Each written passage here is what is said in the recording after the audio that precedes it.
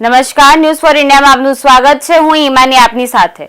તો સ્ત્રી એ શક્તિ છે અને આ શક્તિના અલગ અલગ રૂપની આરાધનાનો તહેવાર એટલે નવરાત્રી.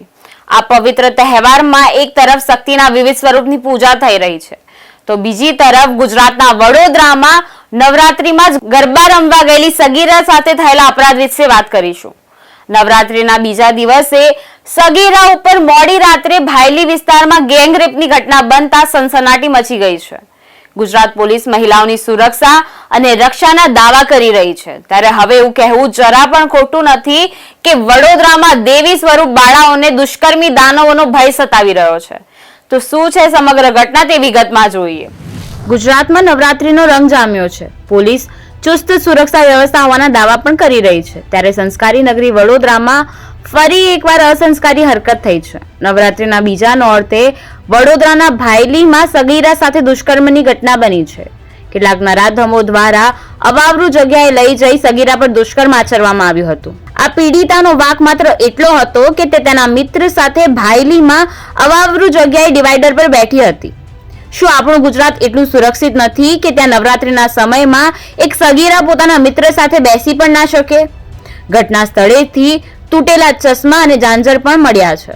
પણ આ બધા વચ્ચે સવાલ એ ઉઠી રહ્યો છે કે નવરાત્રીમાં ખેલૈયાઓની સુરક્ષાના મસમોટા દાવા કરતી અને ગરબામાં AI થી ગુનેગારોને રોકતી પોલીસની કોઈ ટેકનોલોજી આ સગીરાને બળાત્કારીઓથી કેમ બચાવી ન શકી?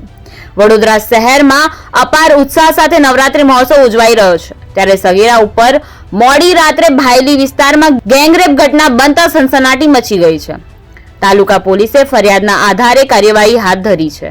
પોલીસને ઘટના સ્થળ પાસેથી તૂટેલા ચશ્મા અને ઝાંઝર મળી આવ્યા છે, જે પોલીસે કબજે કરી હવસખોરોની શોધખોળ હાથ ધરી છે. વડોદરાના SP રોહન આનંદે જણાવ્યું હતું કે ગઈકાલે મોડી રાત્રે આ દુષ્કર્મની ઘટના બની હતી. પીડિતાના પિતાએ ફરિયાદ નોંધાવી છે. પીડિતા તેના બાળપણના મિત્રને રાત્રે 11:30 વાગે મળી હતી. ત્યાંથી ભેગા થઈને બંને ભાયલી વિસ્તારમાં સન સિટી સોસાયટી છે તેની બાજુમાં વાત કરવા માટે ગયા હતા. 12 વાગ્યાના અરસામાં બે બાઇક પર 5 લોકો આવ્યા હતા, જેમાં એક બાઇક પર 2 જણા અને બીજી બાઇક પર 3 જણા હતા. આ 5 શખ્સોએ પહેલા અભદ્ર શબ્દોમાં વાત કરી હતી, જેનો પ્રતિકાર પીડિતા અને તેના મિત્રએ કર્યો હતો. આમાંથી 2 લોકો પહેલા નીકળી ગયા હતા અને બાકીના 3 માંથી એક શખ્સે પીડિતાના મિત્રને ગોંધી રાખ્યો હતો અને 2 શખ્સે પીડિતા પર દુષ્કર્મ આચર્યું હતું. પછી આ લોકો પણ ત્યાંથી નીકળી ગયા હતા. પીડિતા પછી સંતુલિત થઈ મિત્ર સાથે પોલીસને જાણ કરી તો તે પણ ત્યાં પહોંચી હતી. ઘટના સ્થળને પહેલા કોર્ડન કરવામાં આવ્યું હતું. સ્થળ પરથી ઘણા બધા પુરાવા પણ મળી રહ્યા છે. આ જગ્યા પર ઘણું અંધારું હતું. દિવસમાં પણ ઘણો અવાવરૂ વિસ્તાર જોવા મળે છે. તો વધુમાં જણાવ્યું હતું કે પીડિતા અને તેના મિત્રને આરોપીઓના ચહેરા ઓળખી શકાયા નથી, પણ તેની વાતની શૈલી કેવી હતી, તેમના શરીરનો બાંધો કેવો હતો તે તેમને જણાવવામાં આવ્યું હતું.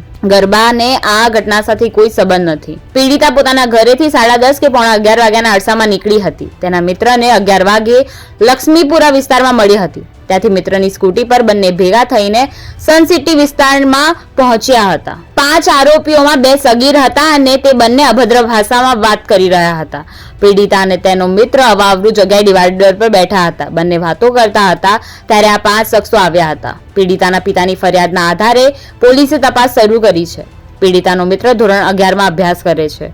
આરોપીઓને ઝડપી પાડવા માટે જિલ્લા પોલીસ તંત્રની LCB, SOG તેમજ શહેર પોલીસ તંત્રની ટીમ મળી 5 ટીમો કામે લગાડી દેવામાં આવી છે અને ટૂંક જ સમયમાં આરોપીઓ ઝડપાઈ જશે તેમ જિલ્લા પોલીસ વડા રોહન આનંદે ઉમેર્યું પણ હતું.